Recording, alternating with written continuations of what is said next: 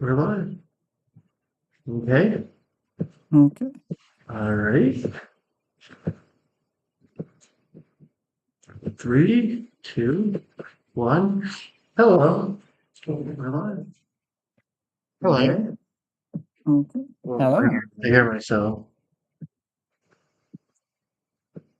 You there? Three, two, one. Hello. We're live. Is that on your end, Ethan? Oh, I just fixed it. Okay. All right. We'll start over. All right. You can cut that. You know what I mean? No Yes. biggie. All right. Three, two, one, go. Welcome to Navigating the East. I'm your host, Cassandra Hanel, and we're really excited. So, let's redo that. But that's okay. All right, start over. Ready? Three, two, one. We cut all before. Ready, set, go. Hello, welcome to Navigating the East. My name is Cassandra Hano, and I'm your host. And my background is in international relations, geography, and Chinese politics. Um, and I graduated from the University of New Mexico. And my co-host. Hello. My name is Ethan Peisel, and I am the co-host to Navigating the East podcast. My background is in journalism and media production. Awesome, awesome. So one thing we need to know about today is today's episode. So today's episode is on alternative futures in Micronesia, an extension of the episode or the podcast from the Polynesian one. So it's similar to Polynesia, but there are differences, and we're excited to talk about those differences today. So Ethan, where's Micronesia? Maybe we should tell our audience about more about Micronesia, the region, and where it's at. Well, Micronesia is uh, right above Malaysia, right next door. On the left of Hawaii, and right in between Asia. Micronesia consists of the Islands, which is a U.S. territory, Northern Mariana Islands, Guam, um, Palau, Federated States of Micronesia, Kiribati, and Nauru. Very cool. Definitely. I've always wanted to go to Micronesia. That might be in the cards very soon. So, first thing on the podcast I really want to talk about, and I feel like it's important for Micronesia, would be economic futures, right? So, economic situations outcome. So, you have where you would see, and during the podcast, I'm going to have a situation of scenarios that can be either from like good, prosperous, to opportunities, to strain, to disaster. So good to bad. So the first thing that could happen with Micronesia and alternate future, I feel, would be, find an economic prosperity. You can have sustainable growth and development. You would have, let's say, an island, small island nation in Micronesia that implemented strict environmental regulations while investing in renewable energy sources like solar and wind power. You could see tourism flourish as visitors are drawn to the pristine beaches and eco-friendly resorts. The government could focus on sustainability and not only protects the environment, but also fosters economic growth and creates jobs in the renewable energy sector and tourism sector. What do you think about that, Ethan? Um, I think it's interesting. Yeah, definitely. That would be like best case scenario, right? Hmm. I mean, the one other thing they could do, I would talk about is investing in infrastructure and education. As both Ethan and I know, that education and infrastructure is super important. Yeah. Um, it's, we've seen a lot of things just, even lo- even locally with us, how much infrastructure actually affects our daily lives. So it's it's kind of interesting how Micronesia would benefit from their infrastructure, especially with them being being islands. Yeah, which is more at risk due to catastrophes from the weather. exactly. And you wonder what rapid urbanization can do for them, like transit, especially with low-level islands. You know, Mhm. so you have to think, can this work in all of Micronesia? That's unsure, you know? But there's also opportunities for employment and innovation. Tech savvy nation, you could provide grants and tax incentives for emerging industries like clean energy and digital health. Um, even world class universities, you could do that as well in the region. Help, which would help, fuel a culture of innovation and research. So that's something they could think about in Micronesia. However, with low-lying islands, that also becomes an issue environmentally. So you have that. And here's a scenario that could continue to happen in places. This is not as nice. You could have resource depletion, environmental degradation. You know, you see this with the reefs and different activities and damaging ecosystems all the time. Give it Are they one at are they at risk of that as we know it now? course. The sea level rise can cause damage, and then, I mean, overfishing and different things in the region, or even just mining. You know, you could have like once natural resources are depleted, it could lead to widespread unemployment and poverty. Mm. Damaging ecosystem, public health. Another one to worry about would be economic downturn and financial challenges. Here's an example. Global recession hits hard, causing businesses to shutter, unemployment rates to soar. In Micronesia is still susceptible to that. They still have cities, they're still susceptible to these things, just like Mhm. any other part of the world. And it would create a need for sustainable resource management. Resources are a finite thing, especially in coastal communities. You have to worry about fisheries and marine ecosystems, be able to create a sustainable resource, be able to manage that system.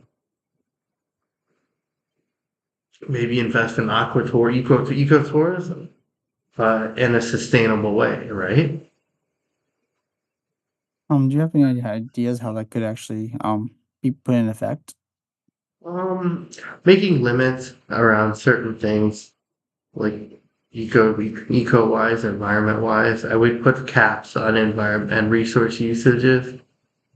But I think that would be something that further study would be needed. Makes sense.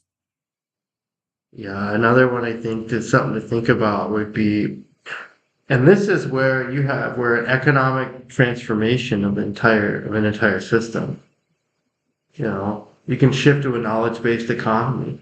Former manufacturing hub, can transition to a knowledge-based economy and research and development. You know, you could even use AI in these islands to create jobs, even biotechnology. You can create a vibrant ecosystem of startups and research institutions in these islands. Being that they're a lot of these are low lying, it's something to really, it makes things a little more complicated, but it is doable.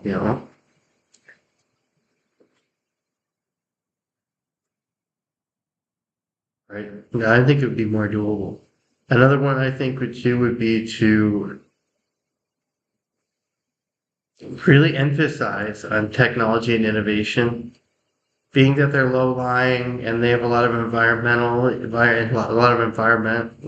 issues, not issues, but environmental. This as a whole, very, very diverse environmentally. I would say that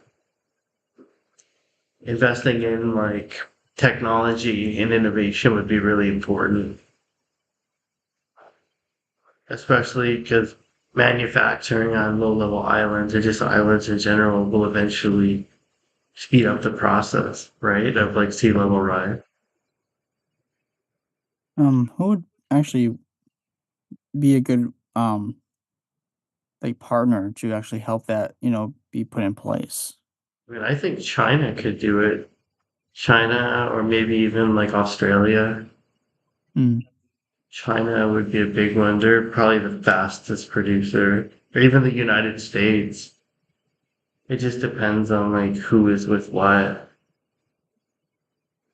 It's a complex thing, but it's definitely doable. I think something to see here too would be adapting to global economic trends where countries have to adapt, right? So they need to Mhm. diversify. If it's going to invest in like agriculture technologies, it needs to be in sustainable. You know, if they're going to invest in new revenue streams, such as agritourism, food, specialty food production, you get niche from each market. There's things you can do that are going to be able to, ensure long-term viability and resilience, especially in a world that changes rapidly. Yes. That's just economics. There's a lot that could happen for Micronesia as a whole.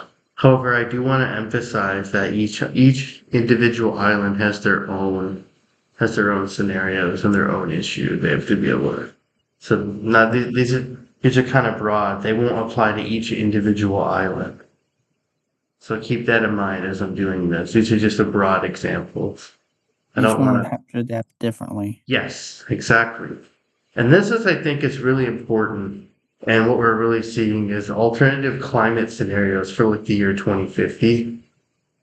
I think we can be optimistic and have six. So basically, there's just optimism, moderate, maybe, and then just like pessimistic.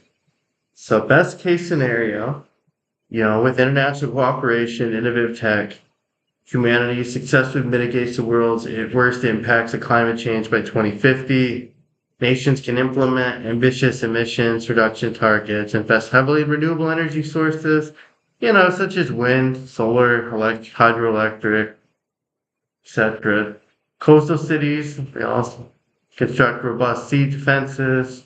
Okay, impact from sea level rise, ag practices can be altered, green infrastructure. We can improve air quality, enhance resilience to extreme weather, which has been a problem out there.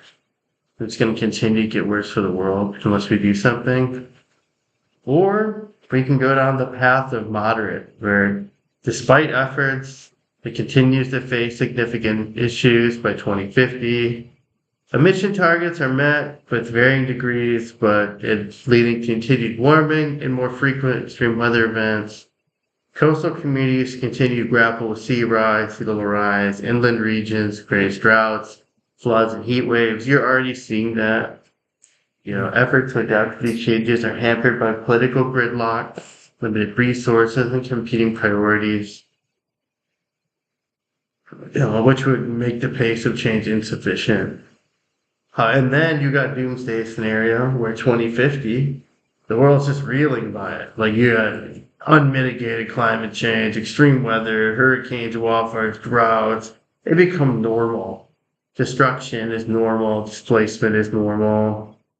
Rising sea levels inundate cities, coastal cities, mass migration, conflicts over resources, agricultural systems collapse, food insecurity and famine are possible.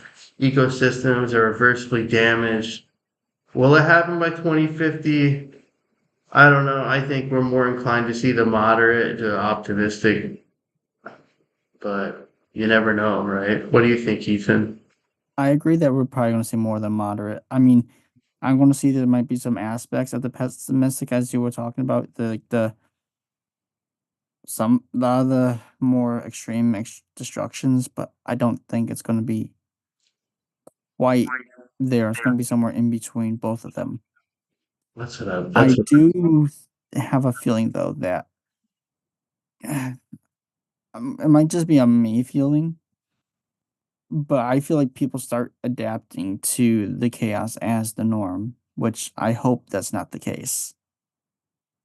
Yeah, So I think some good measures should be put in place to actually, you know, go with go with the positive scenario of, trying to make, you know, everything better, like cleaner air, healthier ecosystems, all that. And I think by maybe even trying to put plans in place, people might actually be able to actually, new jobs could be created to help support that new transition of, a cleaner, healthier, ecosystem. Yeah, and I think like even before the other with economic futures and climate futures, that like a lot of these places in Micronesia and Polynesia really they're kind of the victims of the big countries, right?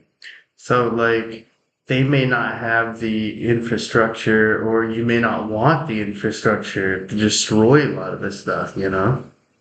Mhm. So there's that issue of like I mean look at a lot of places in Micronesia, they're low lying. They're low, low lying islands, right? They may Agree not with have the infrastructure to build factories, nor you may not want them to build factories, you know? So there's things that to think about. Sure, there's factories, but is it good to keep investing in factories or is it good to go a different direction, right? So they're kind of the victim of like a lot of countries and pollution. Mhm. Because if sea level rise doesn't really, it's not going to affect high level, high lying like islands or high lying like countries or not even like islands, just, you know, like You think they're country like the treated as an United afterthought? States. What? You think they're treated as an afterthought? Oh yeah, for sure. For sure. Even Hawaii is treated that way. For sure. Which is sad. Yeah, that happens. I believe so. Another one too is like that's something I think here's like a short scenario about cultural futures. I think we'll move on to that. One, you can have a cultural renaissance. Also, best thing that could happen with globalization going on, you can have a cultural renaissance that takes place in communities, can rediscover themselves, revitalize traditional practice and heritage, teach indigenous languages in schools, cultural festivals. You can basically just rediscover your culture, right? Or you can have cultural erosion. Despite many technological advances, interconnectedness, you still have globalization dealing with these things. So there needs to be ways to safeguard cultural diversity and prevent loss. Or you just have, or and this happens, I don't know how I feel, but you have like cultural fusion, which is an interconnected world. Culture boundaries are blurred, it's diverse, creates hybrid identities and expressions. Urban centers become melting pot. So ultimately, I don't know if I would call, I guess it depends on who you're talking to, but I'm not really against cultural fusion. I believe everyone should have an identity, but I also believe that it's okay to mix and create new worlds like we do here in America. What do you Have think an about that, evolution of Ethan? culture? Yeah. I mean, we have a lot of like Mexican American restaurants, Yes. or we have a lot of different places, or even in Hawaii, you see like Japanese Hawaiian places at times. Like, look at Spam Musubi, like it's a great example. You know what I mean? I really think, like, a lot of food is, like, a big example of how something that can, be popular in one's culture becomes the norm for somebody else. Yeah, and I don't know. I'm big on like I don't think that cultural appropriation's a thing. I think showing I don't like it. I think that showing respect for another culture, wanting to be involved, no matter what culture you're from, is learning and it's fine. As long as you're not mocking them or making Well, fun of them, yeah, you're fascinated or interested in them, so yes. you gravitate to their culture. Yes, and also too, like just because you weren't born or raised in a culture, living somewhere, like say living in Japan or China, like you can easily adapt and become part of that culture. It's kind of an aspect of trying to find yourself. Yeah, you find yourself, and not everyone is born into a culture. I mean, look at my situation. I was Mhm. adopted. I went through a bunch of stuff. You think I grew up with a culture? No. You know, So is it wrong for me to go find another culture? Probably not. You know what I mean? Yeah. Like, I mean, what are you gonna? And there's millions of people in my situation who don't even know. So I don't. I believe that I would rather have a combination of one and two, or one and three, cultural renaissance, and then have it like have creative fusion with it. I don't know if I would want to blur the diverse boundaries, but I'd like to have a combination. I don't know if I would want to see it blurred, where it's completely absent of culture, but I think that it's okay to have a diverse, you can have an enriched society where it challenges stereotypes. I believe in cultural fusion 100%, right? Don't you? Yeah. I like I'm saying, I really think it's just about, either I see it as self-discovery a little bit, trying to find who you are, and, there's always aspects of somebody else's culture, I feel, that just may speak to you as a person. Exactly. Exactly. You might have to learn why are you gravitating to this culture? Is there a significant reason? Is there just something about who you are, As long as you're respecting their ways and just not understanding where their culture comes from, I don't think it's bad. Yeah, exactly. You can wear any cultural thing you want, as long as you're doing it properly and respectfully. Mhm. That's my opinion. I don't like when people are like, that's appropriation. You don't know what it means. Not like no other country cares besides those people. You know what I mean? If you did that Yes. in Mexico, they'd be like, that's wonderful. You know what I mean? Do that in Japan, they'd think you'd fit in. But then you come here and people are like, oh my God. You're like, you don't know about that. But see, but I don't know. That's another day. You know what I mean? Yeah. The point I'm trying to make is that like it's okay to explore other cultures. It's important for growth. Yes.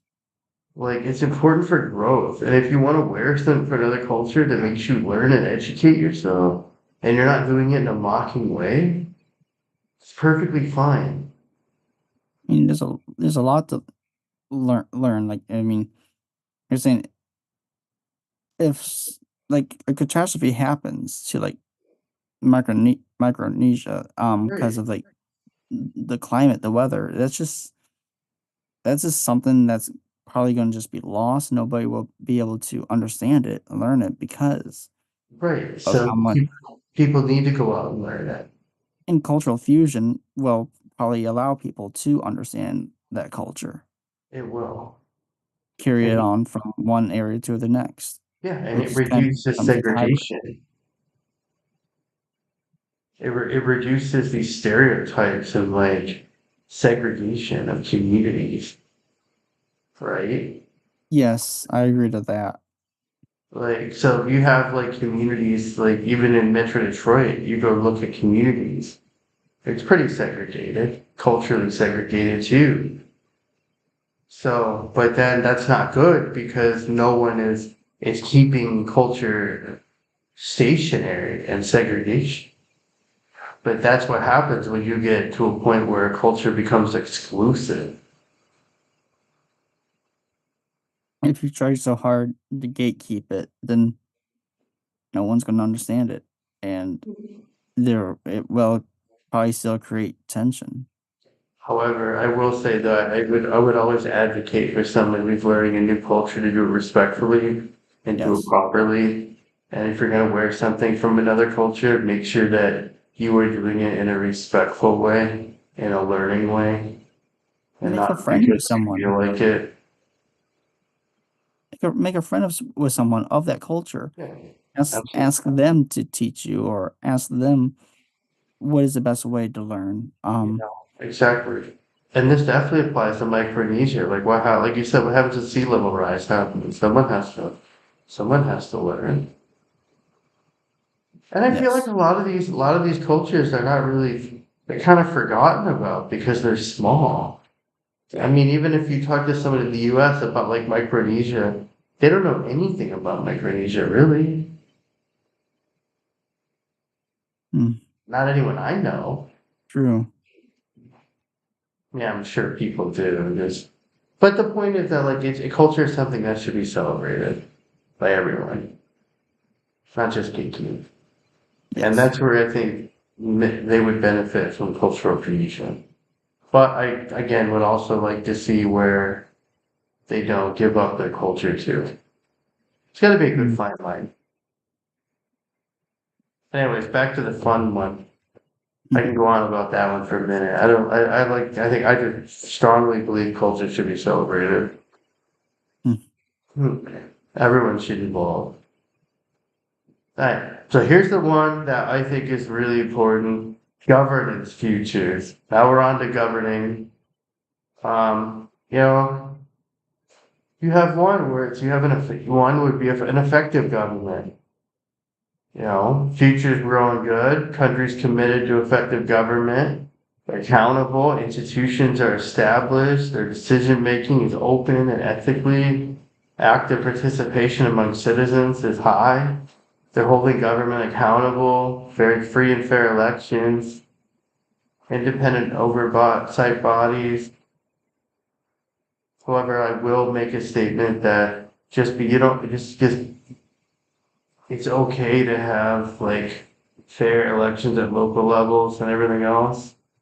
And it's okay for other systems to work as well. Just because of, look at China, they have their own system and it works, right? mhm, And I don't, and they have the right to have that system. But there also needs to be where rule of law prevails, framework for justice and equality for all citizens, sustainable development initiatives, social welfare programs. You have to address societal inequalities, promote growth, economic prosperity.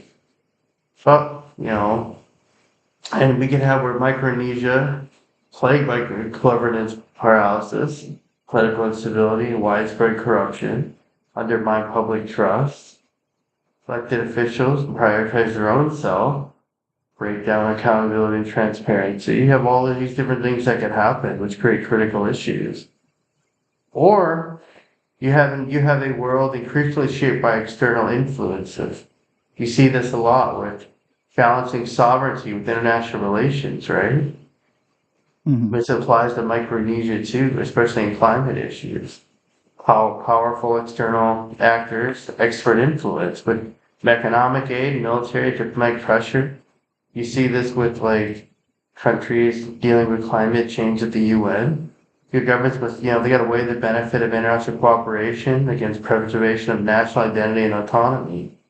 You can't have both a lot of times. You got to mhm. find that fine line. Sovereignty, international governance, mutual aid. Like you got to find that fine line. You know, ultimately, sovereignty is one of the most important things of a country. But you also have to be able to collaborate with external partners on economic issues, security benefits. But you also have to think about racist concerns of sovereignty and cultural imperialism. You don't want to export your culture all across the world and just be that's the only culture we're gonna have. You don't want to do that. Yeah, yeah. Um, Nations grapple with the implication of external governance or of their national identity, and they do strive for their autonomy in global arenas. So there's those scenarios, I think. You really want to have an effective government. You don't want you want one in three, just like the one before, you want one in three. Those are the things you want, effective government, and you do want some external government. Right, Ethan? Yeah, I agree. Yeah. And this is where Ethan shines. I'll let Ethan take over the environmental futures part. Okay. This is where Ethan's the environmental guru. I like nature too. I'm a big believer in like culture, politics, and nature and how they intersect. Yeah, I like to actually ask people, I mean, their thoughts and everything. I just on and how to get things, you know, in a safe spot just for not just for people, but also for the animals of the land. So yeah, Yeah, this is stuff I like. and I think it has to do with just like even with what's cool about culture and nature and then like governance is that like how each country thinks differently of nature. I mean, we'll just take China for an example. The way Confucius would view nature would be a whole lot different than say like the West, right? Somehow the West would. Or even just native or even indigenous folks in each country, they view nature differently based on their religion and cultures, what their Yeah. beliefs are. Can they be similar? Of course, absolutely, but there are differences. I think it's interesting to see, but it shows how nature can be viewed based on just a culture itself. And even you'll see this in governing too. Culture definitely spills over to governance. Anyways, take it away. Well, Micronesia is pretty interesting because it's comprised of thousands of small islands, just scattered across the Pacific Ocean. It has a fragile but big ecosystem teeming with unique biodiversity. Oh, but this environment does face numerous environmental challenges. Of Like we're course. saying, the climate change is becoming a big issue, and the unsustainable resources has been exploited. So that is not really good for the islands of Micronesia. Oh, for sure. But there's also we got to look at the environmental sustainability. Micronesia implements ambitious conservation initiatives to protect its rich biodiversity. They go from establishing marine protected in areas and wildlife sanctuaries, which that's stuff even we have here. Yeah, Simultaneously. Hmm? I feel like with these kind of scenarios, you can kind of get the idea of like good, bad, good, what could happen, alternative, especially with alternative futures, because it's good to get all these scenarios. Yes,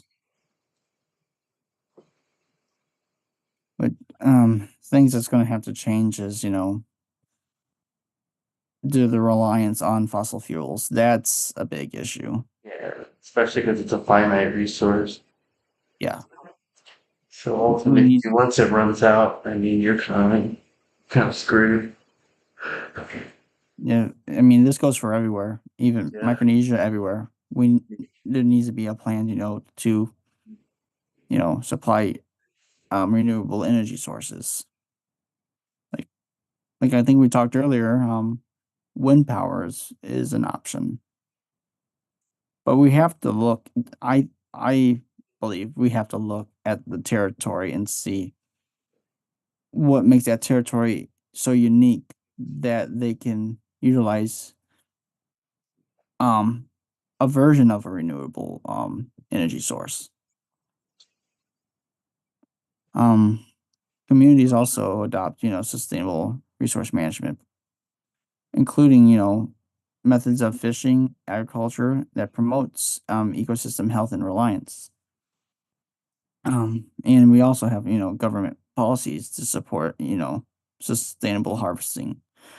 They're they're trying to put limits, so promote ecotourism to ensure the long term variability of we need to protect Micronesia's natural resources.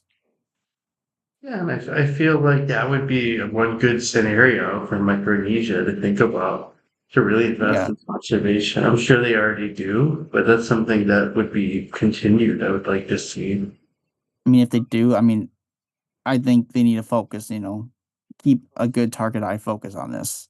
Have these government policies actually work on trying to um combat this climate change.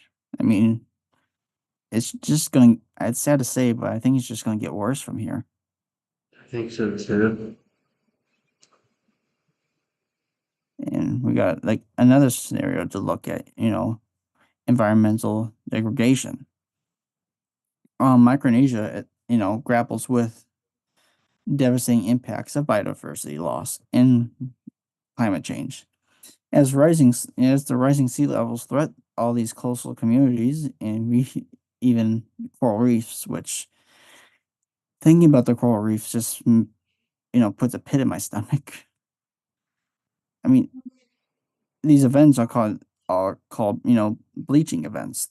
That's what's actually happening to the coral reefs, and once they're gone, there's really nothing that can actually be done, and if there is, it's very small. So I really think urgent action, would mitigate these losses, these Oh, threats. for sure. Fully agree with that. We also need to have, reduce greenhouse gas emissions and protect valuable ecosystems. Right. So what else?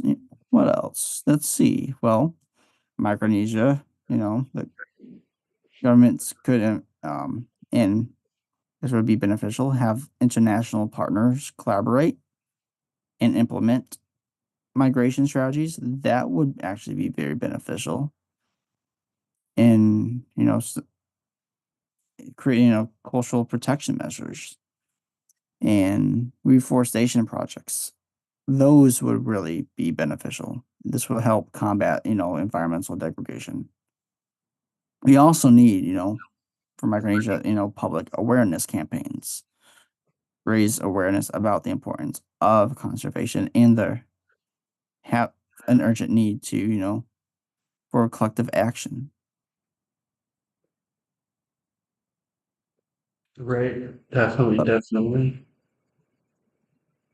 and we this will now come to our third scenario, environmental reliance. So Micronesia develops innovative, climate adaptation strategies to build reliance against climate change impacts. That would be good, including the construction of seawalls and promotion of drought-resistant crops. All things that could actually be beneficial to Micronesia.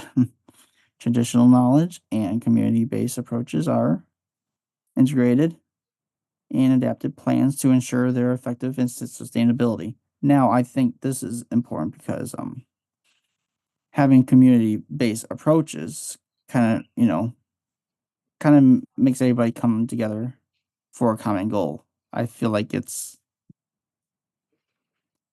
when everybody agrees on a project to protect, then I think the outcome would be better. What do you think? I think so. I think as long as we build environmental resilience, I think so. I think it's important to use IGOs and NGOs because you're not Yeah, going to be able to do this stuff until you get the international community on board. And some of these nations can't afford to really go out, you know, do this stuff on their own. yeah, I agree. And education is another one. There's this giant myth that education is the same across all parts of the world, and that's just not true. No, Like it's very what somebody thinks one person should know, it doesn't necessarily mean someone from that culture or that part of the world would know that because one, they may do things completely differently, or they may not have the resources to learn disaster preparedness or environmental resilience. These are yeah, not, contrary to what a lot of people in the West believe, these are not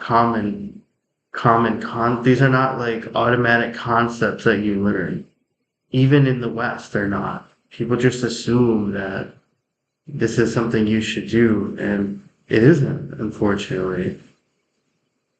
When I was like I said, when I did that disaster risk reduction project on games, availability was the number one problem. mm, how can you educate and become environmentally resilient or have a learn disaster risk reduction when you don't have the ability to, you don't have the materials available. Agreed. Like you don't have a continuous cycle of stuff. It's like here's a class. Oh, we don't have anybody anymore. You're like, what's that? What's that? Like that's not, it's expensive. You got to maintain databases. You got to maintain all these things. And unfortunately, education is not equal.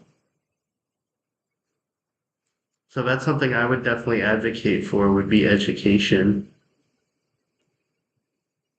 I agree, and I mean, another opportunity could be, when partnerships, governments maybe come together. They may even share their knowledge, with the people to help, maybe even prevent any further catastrophes due to the changing climate.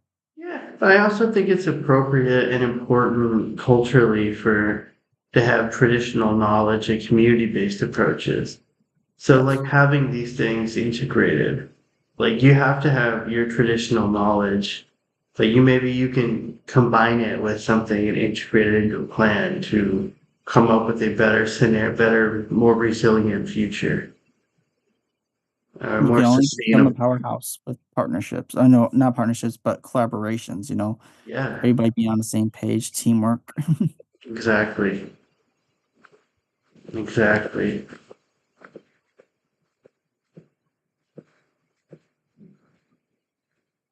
So another thing I was thinking of too while we are talking about that would be what about technology futures? Technology is a big one that's never equal across the world too, huh? Yes. Like technology is never equal. And this is something you see all the time. I thought of scenarios for this podcast, and one, you can see where advancement in communication infrastructure, how important that is. In Micronesia embraces technological innovation, investing in the development of communication infrastructure with high-speed internet and mobile networks. That would facilitate economic growth by enabling businesses to connect with global markets. Improve connectivity, access creates, like I said, access to education, healthcare, and government services. A Mhm. lot of times, rural areas and a lot of these island chains do not have access to these things, or did not. The government, I believe, has done a pretty good job at doing this. Governments, sorry. Another scenario, there is a technological divide, just like I was talking about. There's still a divide. They've done a good job, but still a divide. You got, despite advancements in tech, you do have a digital divide in Micronesia with access to tech and digital literacy. You got rural communities, like I just said, that struggle from. I don't know if I said I brought it up, but I might have thought it. But anyways, rural communities struggle the most when it comes to reliable internet and education. How you have to bridge the gap. From government it takes government, private sector, civil society. It takes a lot. IGOs even, NGOs. It takes a lot. It takes a whole world to do so. And then here's one technological dependency. And I think this can apply to more than just Micronesia. This can apply to a lot of countries. If you face the risk of over reliance on tech, which could lead to vulnerabilities and dependencies, particularly in critical infrastructure and essential services. Natural disasters, cyber attacks, disruption to supply chains. If you become dependent technology, that would just ripple through and you would be just disrupt vital systems and critical services, which would, Mhm. highlight the need of to balance innovation with sustainability and resilience. Micronesia has to adopt strategies that diversify its tech infrastructure, promote local innovation, strengthen cybersecurity measures. You got to be able to mitigate risk and ensure, that you have access to essential services. What do you think, Ethan? I really agree that that diversifying the tech would actually be beneficial. Yeah, Um, yeah. I think so. I mean, you don't want to become overly reliant. No, I kind of think it kind of weakens you. Yeah. I feel like for summary, in exploring in exploring alternative futures, and kind of give a quick recap here, quick summary. In exploring, alternative futures of Micronesia, there are key drivers: tech innovation, environmental sustainability, governance, cultural evolution. You know, these scenarios provide insights into possible trajectory that Micronesia could take. It also highlights both opportunities and challenges. Key drivers that we found in potential scenarios. We've considered factors in this podcast, like I said, tech innovation, governments, cultural dynamics. They all shape the future, you know, and they've all led to the development of different scenarios for each domain, ranging from optimistic vision of progress to more pessimistic, you know, especially with culture. Like, is it good to stick traditional culture? Is it good to go the other way? I think Mm. it's important just to find a balance. That way you can maintain culture and celebrate culture. I'm all for keeping culture alive. Right, Ethan? I'm Yes, all for keeping culture alive and well. I don't but agree. I don't agree with like what some, like especially baseball teams. I don't really agree with what they were did. I'm not a fan. That I will tell you, I'm not a fan of. But like in a way, it's like, uh, you know, you have to be able to respect culture with the learning from it. As long as we can take away and learn from the world and learn from cultures, we'll be a better place. Humans are a lot closer related than we are far apart. We're probably I'd say like better myself. That's good. I've Mm. traveled a lot of places, and I can tell you most people are a lot similar than you think. And countries are a lot more similar than you think. Even China and the US, you have a lot more in common than you have apart. Maybe Mhm. culturally different, sure, but everyone in life wants a house, they want food, shelter, and the ability to live clean and be healthy and be free from fear, right? Everybody wants those things. Everyone wants a job for the most part. Nobody wants to be struggling. Mm. I mean, you got mental health issues, but those are different. Like those are issues that is I don't know, it's kind of a fault of society in a way. Yeah, I would say so. Um, It comes from a lack of understanding. it's lack of understanding. But these things always, it's always important to. So that's what I was trying to say earlier about like cultural appropriation. I feel like it's not okay to take from a culture and just call it your own, but it's okay to celebrate it. Mhm. I mean, it's not okay to take it. I'm never okay. Like, you can wear whatever hairstyle you want as long as, if you can learn from it and accept that. Understand the history, understand the meanings. Yeah, I mean, you don't have to go Yeah, be a historian, but like, as long as you kind of like take a look and maybe just read a little bit yeah. and then maybe grow your own self. Because if people traveled and understood more cultures, you would never have racism. You wouldn't have racial violence. You wouldn't have these things. Because you can't be racist when you travel and you learn and grow. Mhm. Most people who are racist or closed-minded usually have never left their city. Not always. There are some out there, but for the most part, it comes from fear, not from actual hatred. It's fear. And sometimes trying to understand something that's different for somebody is just Scary. it just might just be uncomfortable for them, sadly, Mhm. and then you get to if you don't understand it, what happens? You get frustrated, and it turns to a bunch of different emotions, sadly. Yeah, but it's important to learn culture and respect it. And I feel like Yes. the more people learn culture and study culture, even if you're not from that culture, will make you a better person. It'll make the world a better place. And it'll make society better. Laws, everything will influence from how you vote, to laws, to a whole bunch of things. So I feel like it's important for everyone to learn a culture and just learn multiple cultures.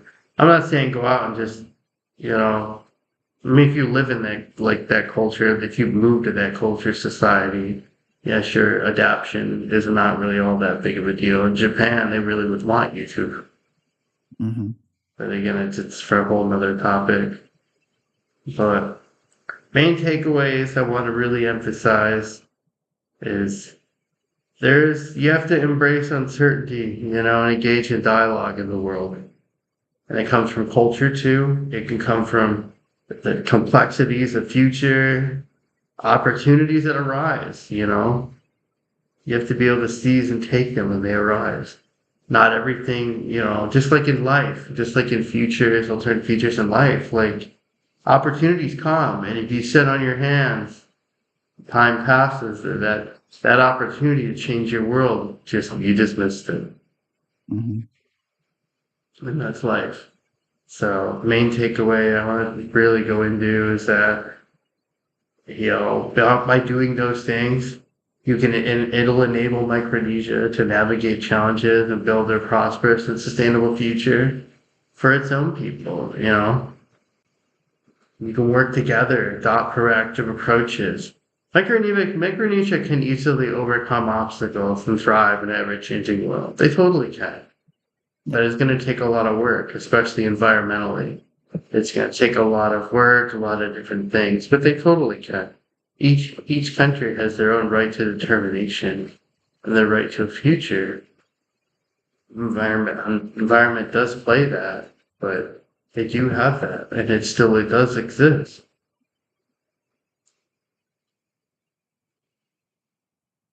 What do you think, Yeah. Ethan? Hmm. I What do you mean, think?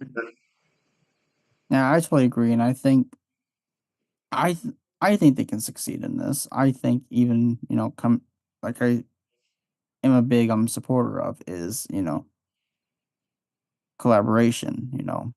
People come in maybe even trying to understand what's going on in their country and see you know um kind of act as a bridge and see like this climate is going to get worse. Is let me let's have an understanding. Let's see what I can do to be to support. Maybe it can just be supporting each other Yeah, and exactly. and like even locally within the countries. If the people themselves come together, I think almost anything's possible if they can come and agree on a plan of action. Oh, I totally agree.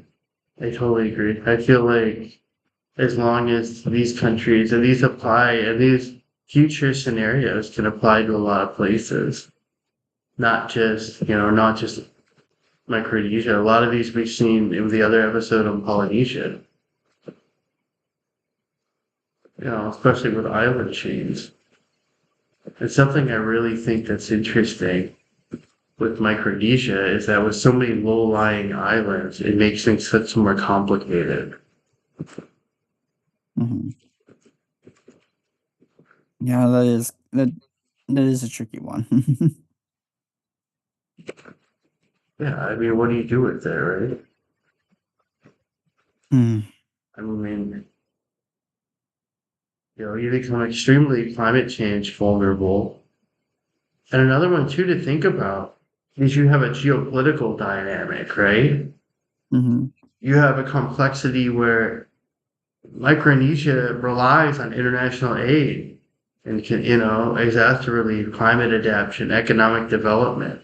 Political tensions and shift in alliances can impact the availability and distribution of native resources. So China-U.S. conflicts, China-Japan, vice versa, Yeah. Korea and North Korea.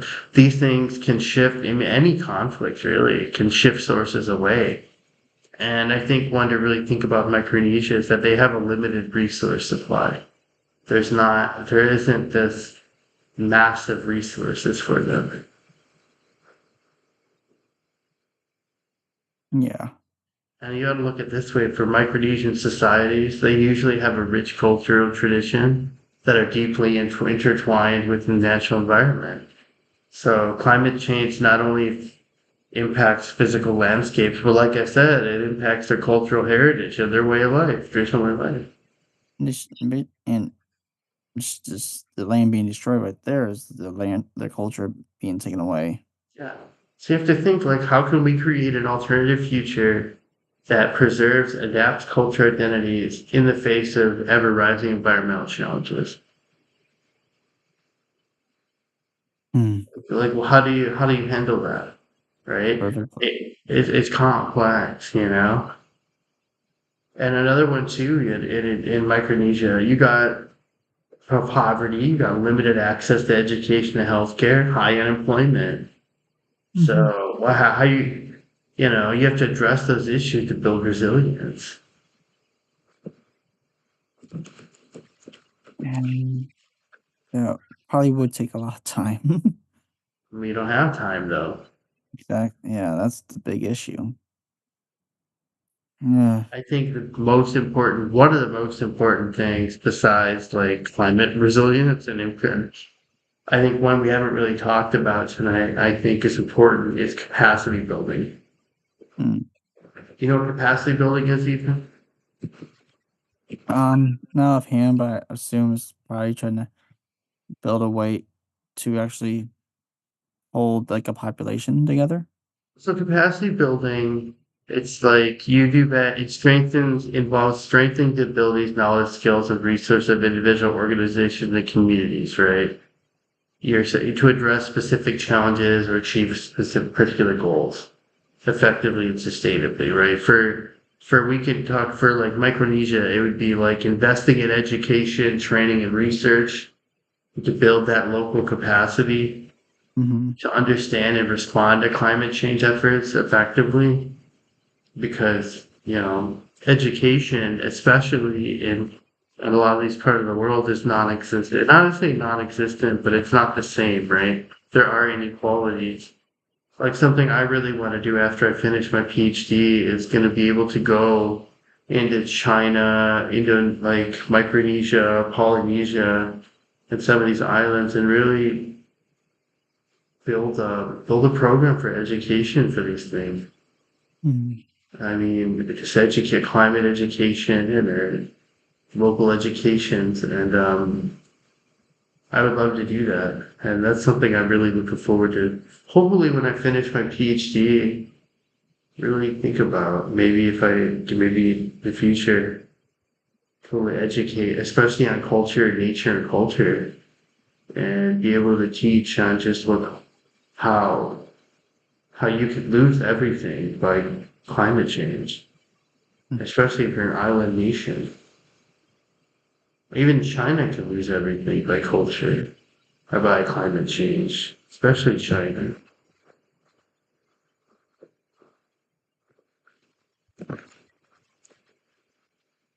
You know, It's a lot you to got to think think, about. yeah, it's a lot. And I think when I say even China could totally help in Micronesia. They have significant experience and expertise in infrastructure development. They could help Hmm. renewable energy projects. You could provide funding. China could do climate change adaptation. They could help support clean energy, economic development. They could totally invest in tourism infrastructure, small scale industries. And China could offer education, scholarships, training, and assistance to Micronesian students professionally in areas such as engineering, agriculture, health, and tourism. I want to say it's the University of Hawaii gives in-state tuition to Micronesians, which is really cool. I think that's really cool. So I think that's really important. Yeah, they get a non-resident. Yeah, they get a non-resident, which is cool. Okay. They get like 150% or something like that, which is still really cool. It's nice to see. So you're looking at where they can afford it, right? And then I think cultural exchanges, healthcare support, education and training. There's so many things that countries could do, you know, but you gotta do it in a way that respects sovereignty, does all these things as a team. So there's a lot of different ways that could help. I mean, it doesn't have to be China. A lot of countries can do that, but China's got the capacity you can build the capacity quickly, I think. Hmm. But what an interesting one. I hope we learned a lot. I like this one. Yeah. And we're, here at Navigating the East, we're big fans of like celebrating culture, understanding culture. So we didn't mean to offend anyone when we said that. We were just thinking more of like, it's important to be inclusive to cultures. Yeah, I mean, That's kind of what I was trying to in a get blink of an eye, a culture, depending on the circumstance, could just blink out, which would be devastating. at. Yeah. And So it has happened. it has. A lot of languages that no longer exist. You got a lot of lost Mm, languages, traditions. I mean, there's tons of lost. You we mean need you those. you don't want to, you mean you also don't want to have like cultural simulation, right? Fusion is cool, but you don't want to make it where like it's just totally one, right? Yeah. You don't want to simulate. You want to have where it's like a fusion. We wanna be different but together. Yes, exactly. And teach, you know. Sometimes languages shift over time too. And then Mm, geopolitics change. And then documentation can change. Like language that lack of documentation. Maybe it was passed down by grandma, great grandma, and they no longer are living, and that language is not in that village. mm, There's a lot of different things that could happen in that village, or different things. So it's important to preserve that. yes. Next week we're starting an all new series. I'm excited. It's an all new series. We're going to be we'll have a surprise. I'm starting a research project, and I'm excited to share it with the world slowly. Not my results, not my paper, those are mine. But I mean, like, not yet. You'll get it, but not yet. That'll be through a journal, hopefully. But you can get them through. We'll give you an update on what we're doing, an interesting facts, so everyone can learn together. So Sounds good. we'll have a topic for next week. Be ready. We can't wait. So thank you for listening to Navigating the East. Again, I'm Cassandra, co-host. And thank you for joining our podcast. My name is Ethan, and it's been a pleasure. Yeah, looking forward. We're streaming. We're starting to stream every Friday, Saturday. So it'll be from like 9:30 Pacific Saturdays, or Friday, Saturdays. So our schedule has changed. Mm, So it's just an update, but we can cut that Ethan before we cut for the podcast. okay. So thank you guys for listening to our live. We Thank you. appreciate you. Thank you so much. Have a wonderful night, and we'll see you next Friday.